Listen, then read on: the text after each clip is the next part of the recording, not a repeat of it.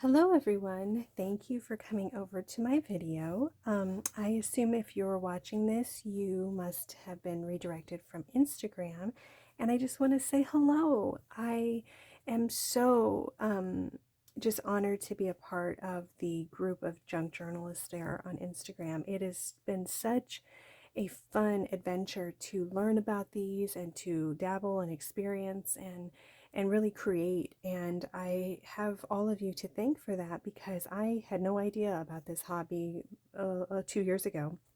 And it was actually on Instagram that I discovered the art of junk journaling. And immediately I thought, let me in. What do I do? How do I figure this out? And so it was really through following and observing and, watching your videos that has really given me the just the taste and this dangerous appetite I have for this now. So I want to say thank you for that, and thank you for coming to see my video. I hope that you will be patient with me as this is my first one, and my main goal in this is that you don't get motion sickness. If I succeed in that, it's a success. But I also would love to hear your feedback on the sound, or I'm working with my phone and some paper on my desk, so we'll see how this goes, and I hopefully keep you in frame well.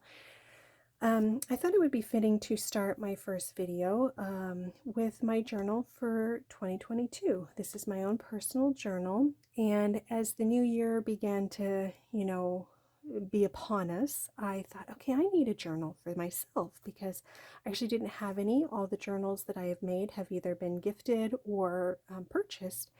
And I was really in the mood to dabble in kind of some fun colors and more of a bohemian look, actually, a lot of texture. And so this book was a perfect outlet for that. And I've really, really enjoyed working in it. But it's pretty much time to, call it a wrap. I'm going to be starting another one here for a friend. And I wanted to just have a video for this one. I would like to hear your thoughts on what kind of a flip through video you prefer. I've noticed there's kind of the type where it's very slow and talked through, shall we say, and the person will share where and how and what inspired them, and others don't really talk at all and they just simply turn the pages. So let me know what you prefer and how I do. Basically, I'm going to try to go somewhere in between those two for my first one anyway. Excuse me, I laugh at myself because the original book that this started as was probably about this big.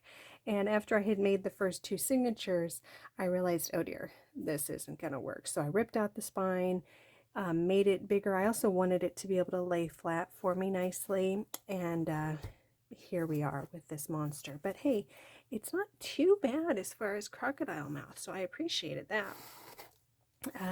But anyway, let's get into this. I did want to say that you'll notice in here there's kind of a lack of blank journaling space. That is intentional. I myself don't typically write in a journal. I feel that the art, my art, is my way of journaling. I can look at a page and remember how I was feeling that day, what I was working with, going through, processing, that kind of thing. So that in itself is enough for me. I don't really need the words. Obviously, if I'm making a journal for someone else, I do leave journaling spaces and that sort of thing. But in this case, this was intentionally left out. So you'll find that this book is fairly busy.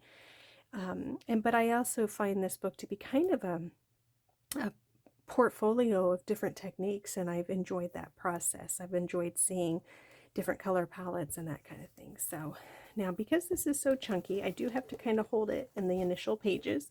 So hopefully you'll be able to still see what we've got going on here. But I do like to keep a pocket. There's a die cut pocket here. And typically if I'm working with a customer or a friend, I leave this open to insert some sort of a card. So I think for myself, I'm just going to be looking for an old postcard that I really like. If you're able to see here, this beauty, I just love her with the roses. I covered her in some gesso, clear gesso, to give her some texture, and I really like the way that worked out.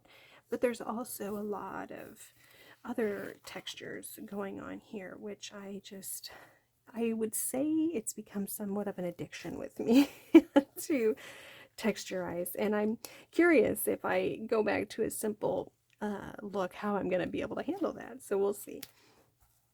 One of the ways that I like to embellish a personal journal, though, is with meaningful poems or scriptures or things like that. So I've included several kind of devotional cards here, which are purposeful. And for example, this one, be patient toward all men. I feel like that's very fitting for this time in our lives, right? We need a lot of patience. So this is a good thing for me to refer to.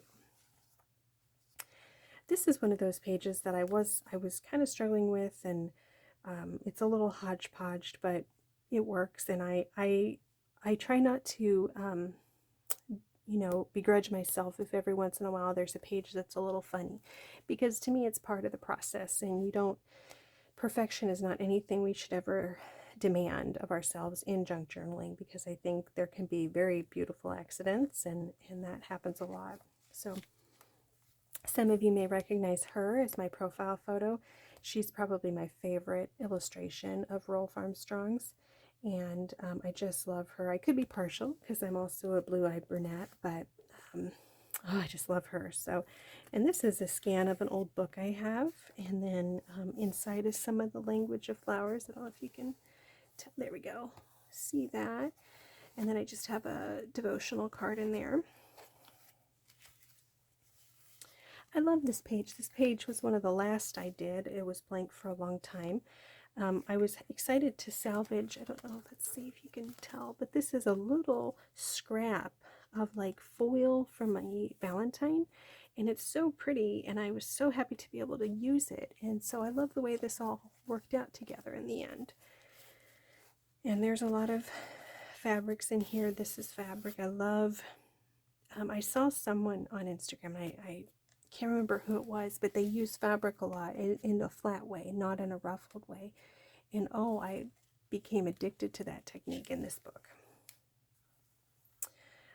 Old lace here, and another one of his works. This is a piece of basically kind of acetate paper, I think. It's not, I don't know if it's vellum or not. Vellum, however you say that, but I spray it first with my distress oxides or my distress micas, and it kind of causes it to crinkle a little bit. So I love that sound in here. This page is one of my favorites because it was a page that was a little bit of a journey in, shall we say, risk-taking. I found in my exploring for Rolf Armstrong's work that he didn't do very many blondes. So I was thrilled to find her. She's so, you know, 1930s bombshell. She looks like Jean Harlow, but I was kind of intimidated by her orange and yellow. It's just not colors I use a lot. But when I found this piece of paper, I believe this is a Stamperia paper, I thought, okay, okay, this could work. And then I just laid this old frame, which is from an old Valentine, and it's pretty, it's kind of fragile, and that's all I had was the frame. I didn't have anything else to it, but I thought, oh my goodness, it works, it looks amazing. So I love the silver with the yellow and gold, and I don't know if you can see, but there's a tiny piece here of like old hairnet, you know, from a hat or a veil, I guess, and I love that. And then, of course, I added this silver here, and then this little piece of velvet over here. So this page just, it works. And I was so excited to see that happen because, like I said, orange and yellow can be somewhat intimidating, and I love the way that turned out. So then, of course, I had to try yellow one more time. And so here on this picture of his, I use the Tim Holtz Distress, let's see, it's the Crackle, but it's the Icicle one from the 2021 holiday season, and I really like the way this turned out. She's got a pretty, just, I don't know if you're able to see that, but I love that. I love this spread, and I like the big pink in there as well. Now this page I remember I did right before New Year's, and I laughed because she's basically how I wanted to look and spend my New Year's. I love how glamorous She is, but yet relaxed she is. So isn't that fun? And no, that's not really how I spent my New Year's. I think we were at like a -3 that day, so we didn't go anywhere. This page, I'm still working on what I'm going to do inside. It's not even, just got paper clips holding my ribbon at this point. But I'm going to do something in there. I don't know if I'm going to just write in there or whatever, but we'll leave that for now. But I love this paper. This is from Blue Fern Studios. They have some gorgeous papers. Now they are really thick. It's a very sturdy, but I love them. This page is one of the ones, again, that's kind of a, oh, I kind of hate it, but I'm going to leave it.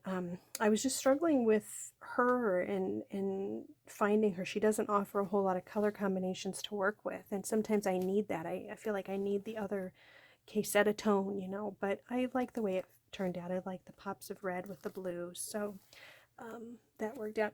And sometimes I don't mean to leave in the, you know, notes on postcards and whatever, but I left it in this case because I was working on this in January and my birthday is in January, so it is personal that I left the birthday messages in there. Now here we have a very different color scheme, and I absolutely love this. I love this blue. I could totally do a whole journal in these two colors. Just beautiful. And I do want to mention this. I'm sure many of you already do this, but this is a piece of white bridal lace that I just spray with my Tim Holtz Distress Oxide sprays.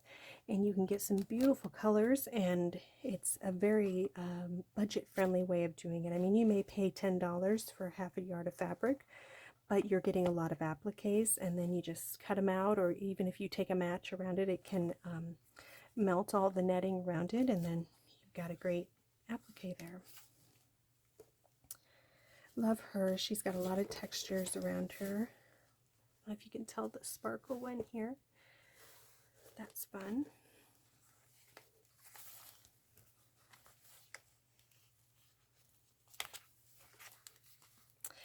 You can see this is as far as I got in my beadwork. I've got one little bead charm up here so far, but I adore her. She reminds me of Hedy Lamarr or Jean Turney from the 40s, these actresses that I just have always loved. I grew up watching movies from the 40s and 30s. I never watched new movies growing up, and so I have a special love for these old beauties.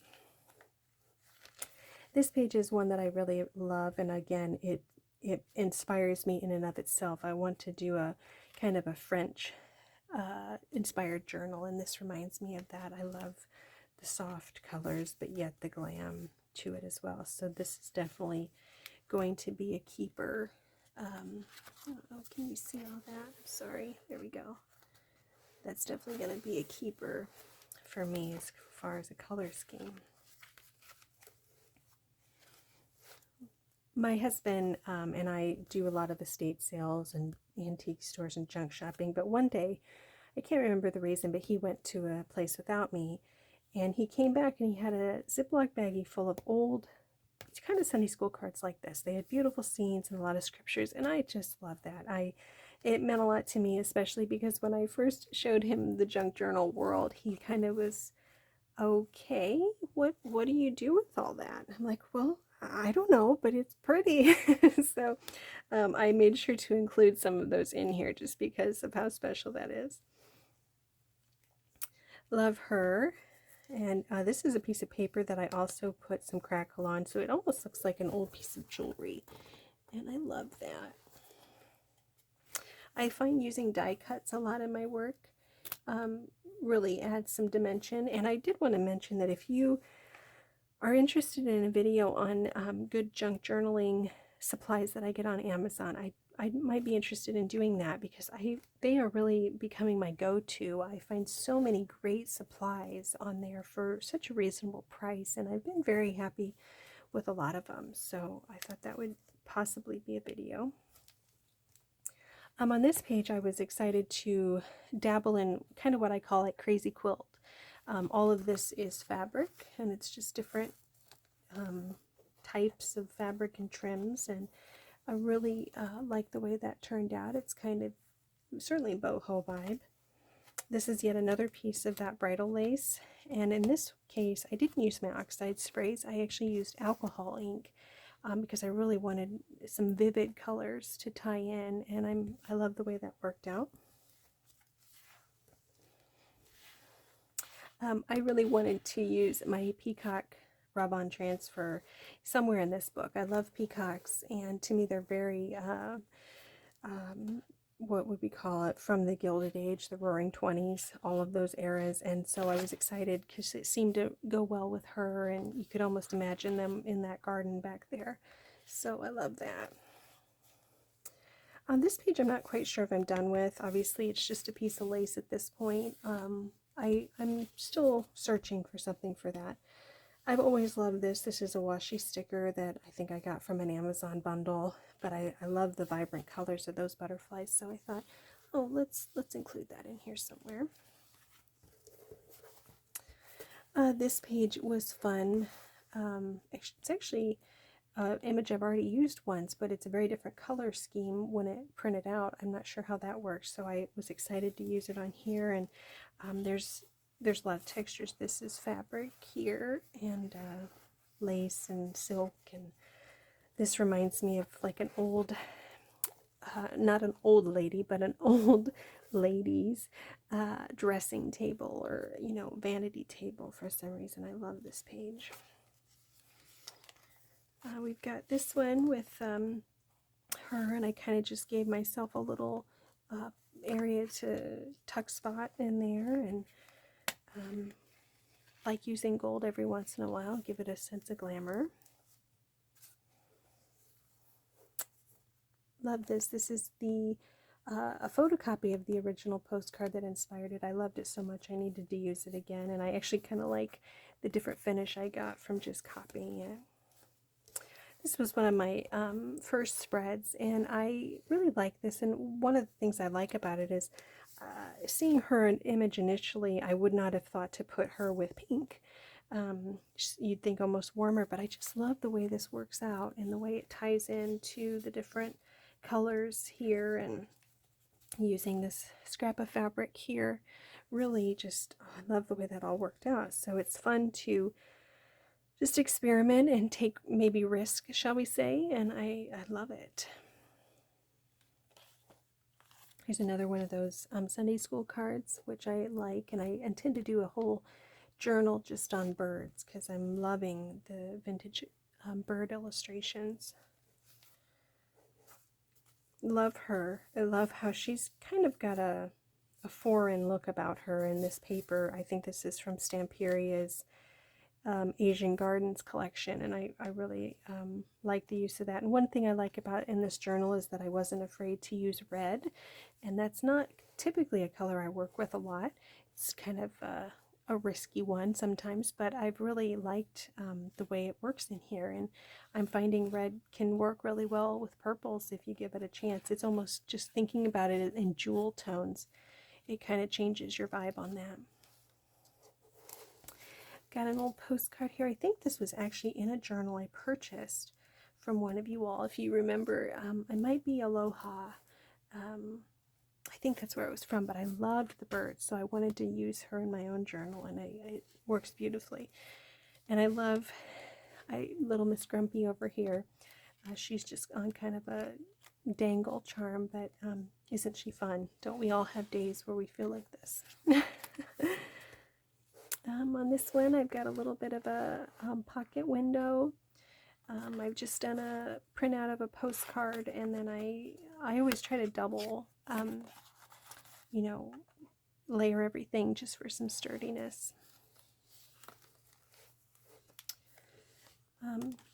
This is kind of an earlier image of his. It looks like, seems like it's from 1934. It gives you an idea here of his wonderful signature on his work, which I really tried to make sure I could find before I used anything, because I really wanted to make sure I wasn't misattributing anyone's work. This is an old just card, I believe, a greeting card. It says it's from 1903. Love that.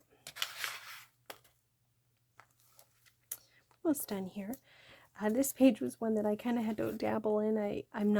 Never really used black in a journal before, but I really loved her and I loved her colors. I thought, okay, we got to figure this out. So I am happy with it. I don't say that I should say that I love black, but it works, and we'll see how my future leads. Now, I just loved her expression. She's so, how would you even say that?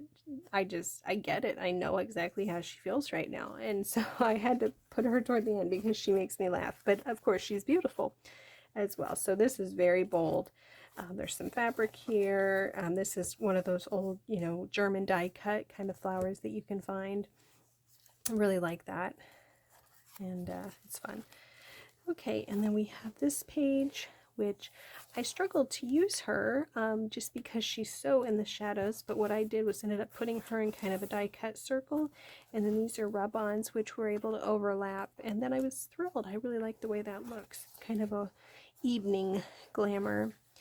This is a real pretty page of just scrapbook paper that I found at Joann's. It's kind of got a homemade texture to it, homemade paper texture, I should say, and I love that. And then lastly is the postcard that inspired it all. This postcard was I think it was from 1908 in the back, and it says printed in Germany, and oh, I just love it. It is embossed. It says congratulations, but it's just so beautiful. So that was really the inspiration and color scheme for this book. And on the back, I haven't done anything yet, and I haven't filled in these binding seams as well. I think I'm going to layer some different fabrics on there. At this point, I haven't really done any beading on this, which I typically like to do. I like to add a handful of charms, and then I like to take all my signature binding strings and put beads on the end of those. I haven't gotten around to do that yet, but I thought, well, let's get this video out and see if it works at this point, and then we'll go on from there. So again, thank you so much for watching this, and I'd love to hear your thoughts, and let me know if there's certain things you'd like to know more about, or supplies or anything like that.